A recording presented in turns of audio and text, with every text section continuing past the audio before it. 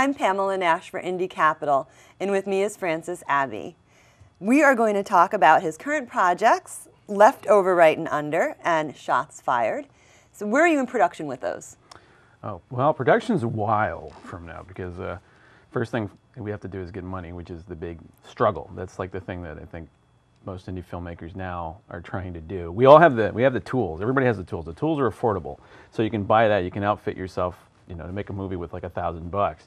But then finding the money for all the other stuff, like hiring crew, cast, and like to do it and treat people like human beings and stuff, you have to find some coin to do that, and that's the most difficult part, especially now in a depressed economy. It makes for a lot of depressed filmmakers too, who have no cash. But so that's first. So that's still a while off. But in the meantime, I sort of have those are two of my irons in the fire at the moment. Leftover Right and Under is a political mockumentary that I wrote, and I can't remember. Oh no, there was a couple things that sort of inspired that idea, and of course, living in D.C. and in my day job, I am exposed to a lot of politics. So just having done that, I kind of wanted to create this story about a small town, a mayoral election in a tiny little town that gets blown way out of proportion by the national media, and then sort of satirize how the media hype kind of propels things like that.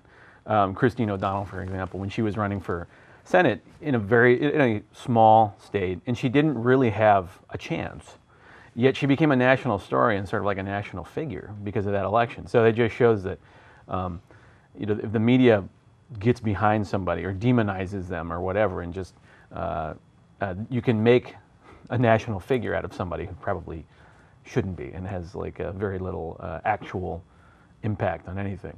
But so that was sort of the idea there. And then also Tangier Island, which is in Virginia, I think. Yeah, Virginia.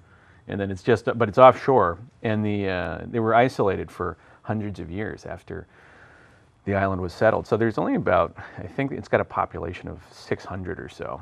And the idea was that they'd been isolated forever. So my town in my script is also isolated. And then finally Tangier Island in 2009 got the internet, and they're now per capita like the biggest sports fans in the world. So I like the idea of, I'm giving all these irrelevant details, but the important part was that my town in my script got the internet finally, like in 2010, after having been without the internet. So it's sort of like they're in a remote little town, nobody for 60 miles in either direction, and the entire purpose of the town is so that people had a place to use the bathroom on the way to the beach. So that's why this town came up, and there's like 180 people in it. So finally, when they get the internet, one of the council people, the councilman on the town council, is exposed to like all these conspiracy theories and stuff, and he finds out that there's a plan to socialize sewage, and so he takes that as an impetus to go and run for mayor. And if he wins, then he's going to declare independence for their little town, and they're going to be independent of the United States. So they're seceding and declaring themselves their own republic. So that's that project. Shots Fired, I was actually approached by filmmaker Corey Williams, and he had an idea that he was developing. And the way I'd best describe it is sort of Die Hard meets Cloverfield. So it's like a terrorist attack in this building, and it's a family of 5, and the entire story is told from the perspective of this 10-year-old boy who's got a camera. So it's sort of a combination of genres, and it's something very different from anything I've ever written, because most of the stuff I've written has been comedy. And so this was a departure for me to do something that was both like an action piece and more dramatic. So how do you obtain the 10-year-old's perspective? What I did was, because one of my pet peeves with films like Cloverfield and like the Blair Witch Project is that at a certain point you're just going to drop the camera and you're going to run for your life.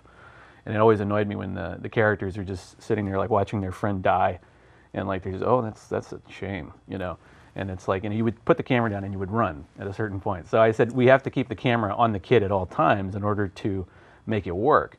So I went online and I said, there's got to be some kind, in this day and age, there's got to be some kind of device that you could use where this kid could have like a camera mounted on him somewhere, and that way the camera never goes off. And what I found is that they have actually baseball caps that have cameras hidden inside. So that's, I said, okay, he's going to have a baseball cap with a camera in it. And then that way the camera's running constantly and it never goes off.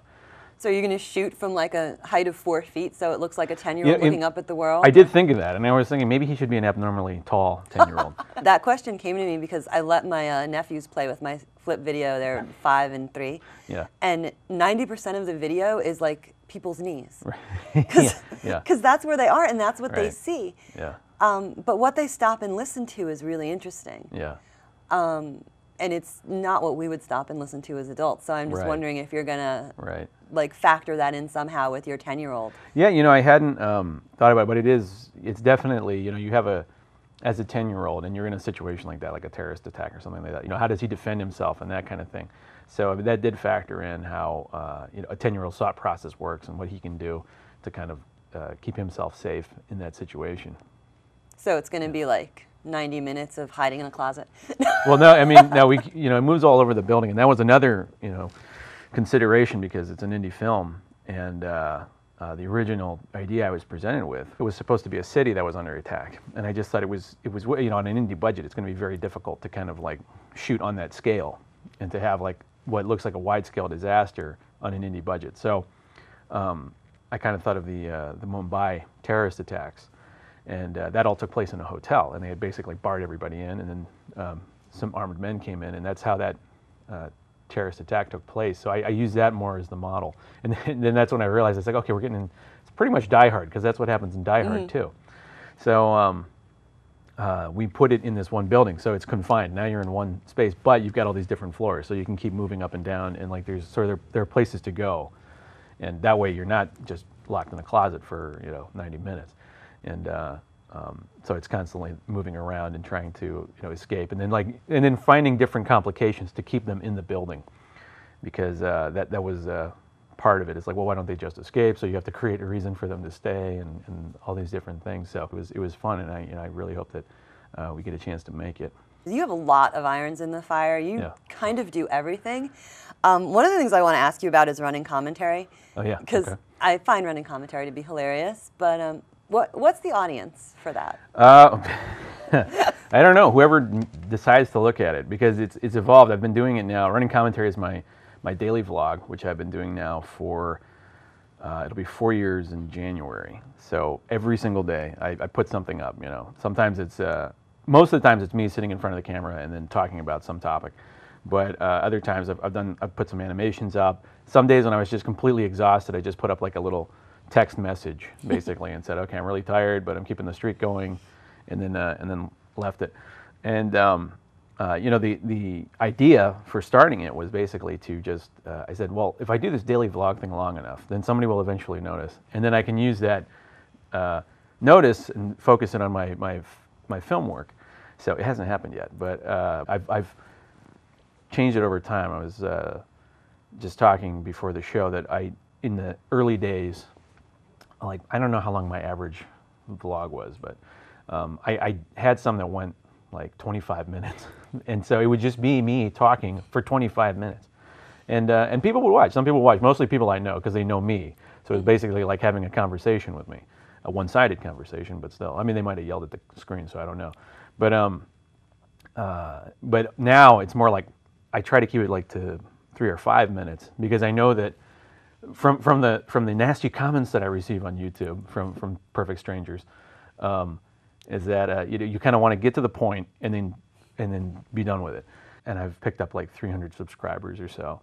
So there are people watching, and there are people from all over the place. I've had people send me emails from like Norway, England, Germany. So I've had a lot of people from different parts of the world that have tuned in and have enjoyed watching it. So that's pretty cool. Tuesday, November 1st, 2011, running commentary number 1370. So this evening, I was at Best Buy and just browsing, looking for, actually, Attack of the Block, which I sadly didn't find on Blu-ray. But I did come across this item.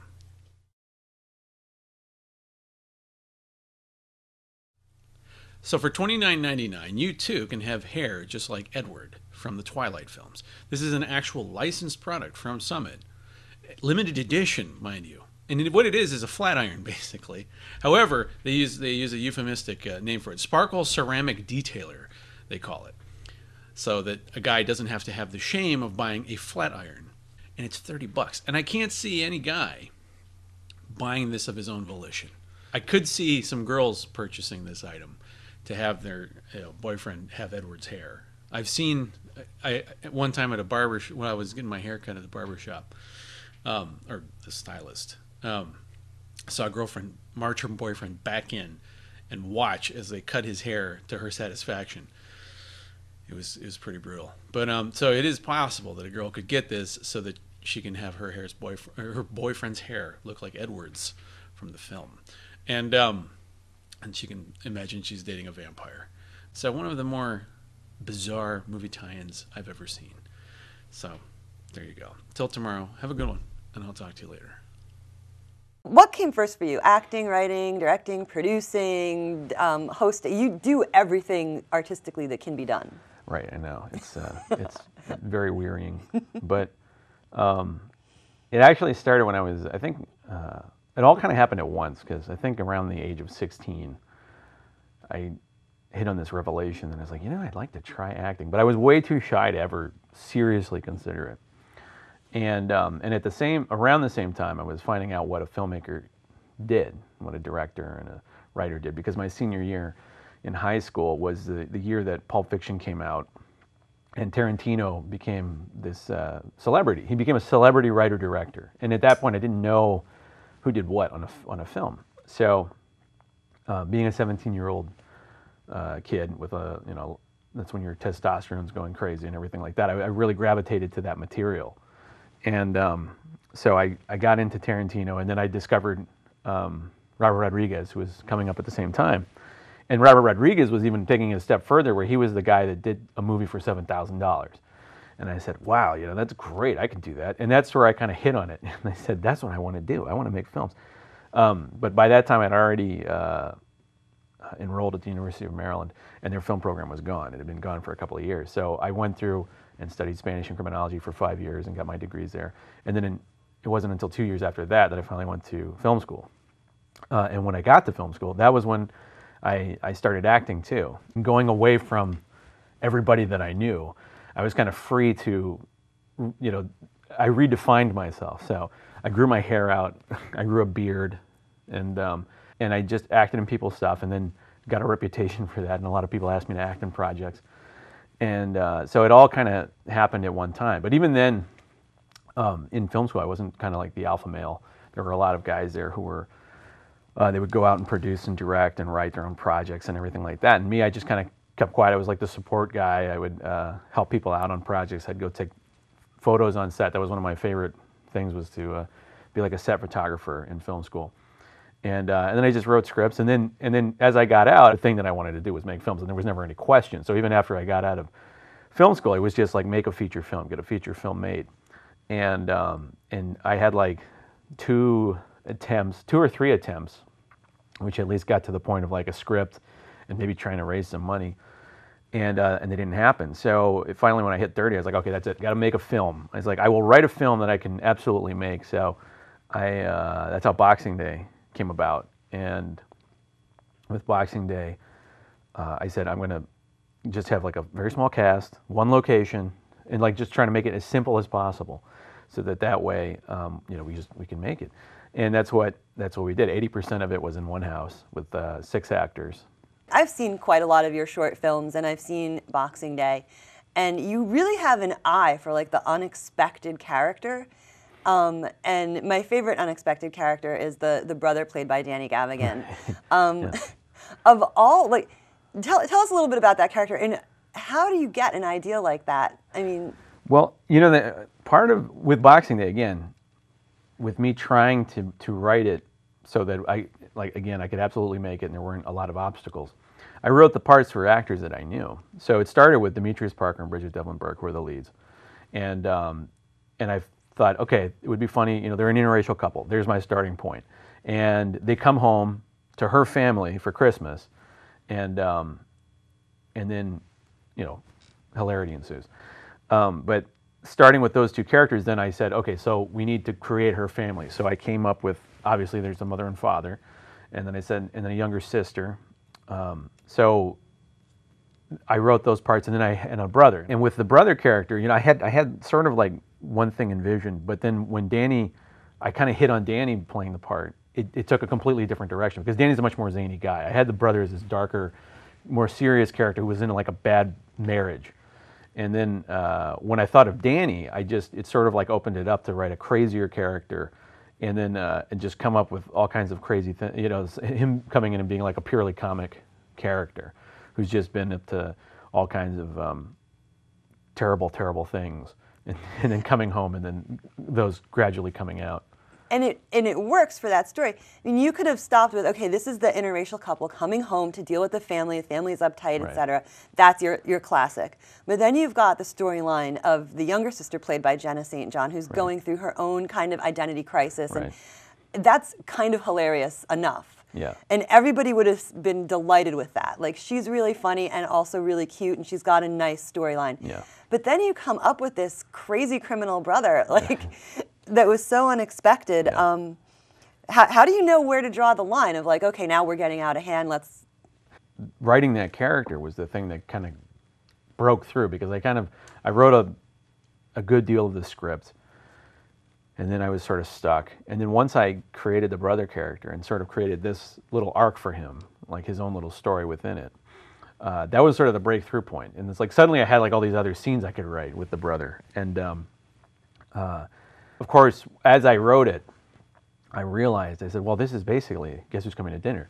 And it was 40 years, almost like 40 years exactly, after that we were writing this. And at the time, Barack Obama was running for president.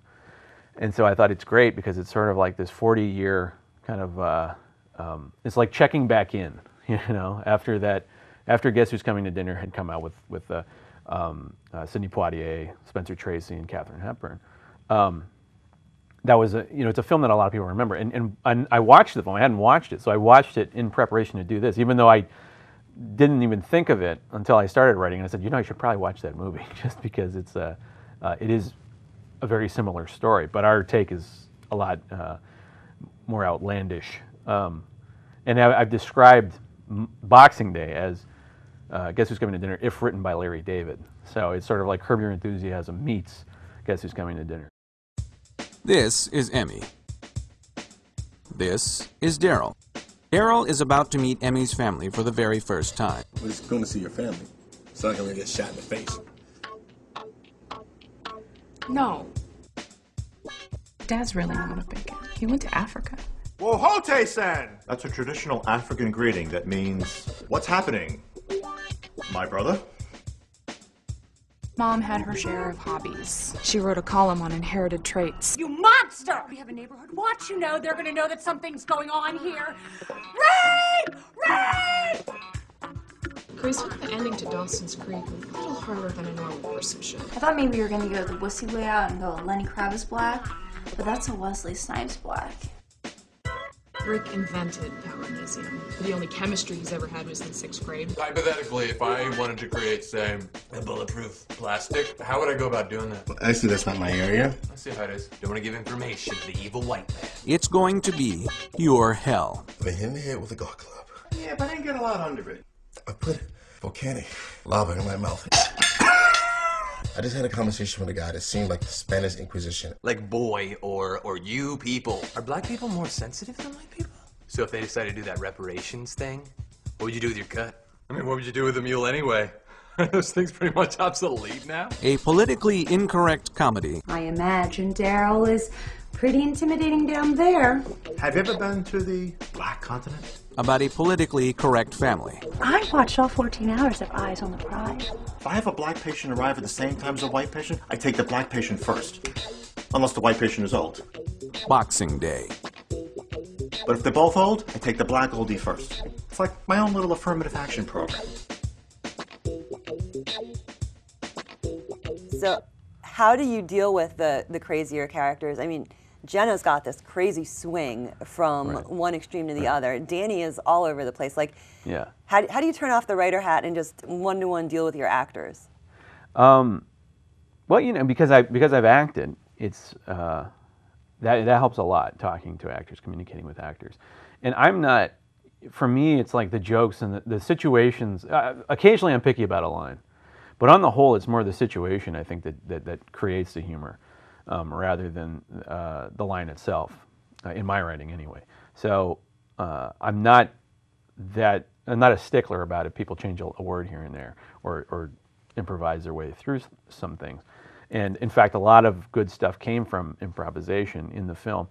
Demetrius and Jim Murphy, Demetrius Parker and Jim Murphy, they had some really funny moments that they were just kind of coming up with, and Danny too, Danny Gavigan. So they and I gave them license to.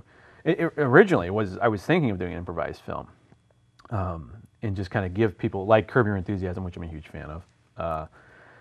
They just hand the actors like an outline saying this is the scene basically, and this is what's going to happen. So and then they go in, and that's what they do. And I sort of started with that in mind, but as I was writing, I just kept coming up with more and more situations that I definitely wanted to include, and more kind of jokes that I wanted to include. So I just said, well, maybe I'll just write a script. Plus, as a first-time filmmaker, I think it would be very daunting to try and go in and try to make a film like that, because you don't know that you're going to get what you want, and you're going to have to sit through hours and hours of footage to try and put together something. So as a first-time filmmaker, that's probably not the best idea. I want to kind of backtrack and talk a little bit about your shorts, because I have seen and enjoyed a lot of your shorts. What comes first, the challenge or the idea? Just about every short film I have made came from either the 48-Hour Film Project or the National Film Challenge. Mostly the National Film Challenge, because that's the project that I participated in. I've participated in both, but in the 48-Hour Film Project, I've been involved in different capacities, either as an actor or as a writer. For the National Film Challenge, those are the teams that I headed up, and I did everything. And I've also produced a couple of short films too.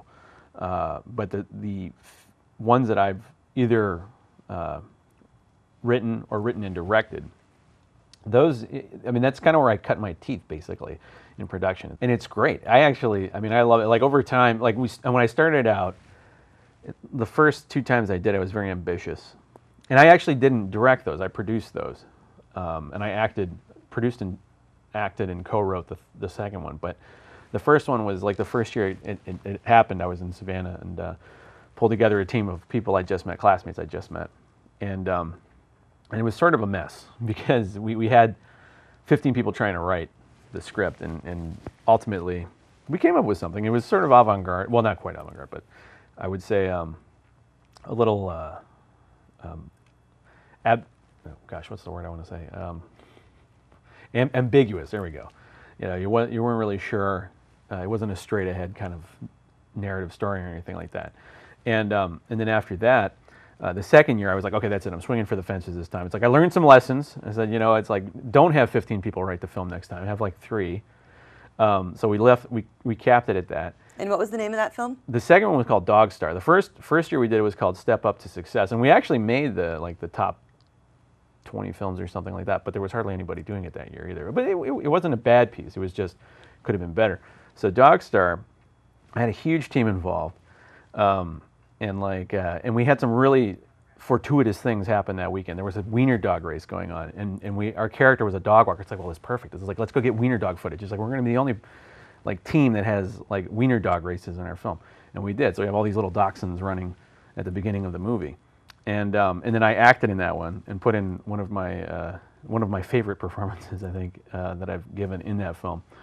And we even had some special effects and stuff like that. Our story didn't entirely work because apparently my co-writers didn't get the memo that the film is supposed to be 7 minutes. So they wrote a 15-page script, and if the way that works is typically 1 page of script equals 1 minute of screen time. So that would have been a 15-minute movie. So we had to cut it down to fit our 7-minute time limit. So some of the details might have been left out. Let's talk about 6 Non-Smokers. You have a clip for us, right? Why don't you give us a little intro of that? Yes, I do. Well, this is basically the setup for kind of the main conflict in the film, which is Dr. Henry Caldwell, who's the world's greatest conflict mediator. His rival, Dr. John Michael Robertson, comes to him and basically has this proposition that he's got this house with 6 roommates who are the most impossible roommates in the world, and basically challenges him to use his method that he's developed, where he says he can resolve any conflict in 100 days. And he says, okay, I want you to put it to the test against these 6 roommates. I know you have come to make peace between us and Gustavo Miraflores, but surely you must know that so long as air fills our lungs and blood courses through our veins, that there can never be peace with La Bestia, Gustavo Miraflores. Even you, the famous Dr. Henry Caldwell, cannot change that. I believe I can. I have sat between warring nations using the Caldwell method. Any dispute can be resolved in 100 days. Well, the only thing these people have in common is they all don't smoke. Aren't you the least bit worried about it? 6 arguing roommates? I mean, this is going to be like a luxury cruise. These people are 6 of the most vexatious, fulsome, disturbed misfits able to walk free. You've got an actress who can't act, the songwriter with one song. You want to hear that again? Hell, I know I do. A sexually deviant entrepreneur. Those cabinets aren't dusting themselves. A total psychopath. Your mommy and daddy have been captured by Marxist paramilitaries. What do? An abject coward from a country no one's ever heard of. Little boy! Still moving! And an anal retentive pencil pusher. Use broad, sweeping strokes, making sure your feet remain in contact with the mat at all times.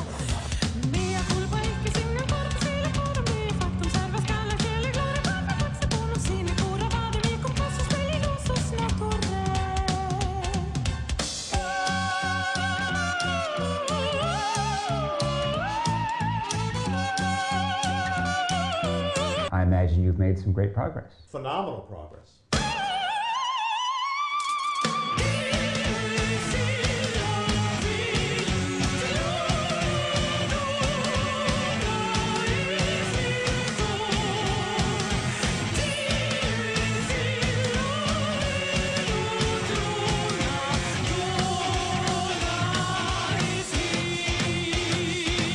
Why 6 non-smokers?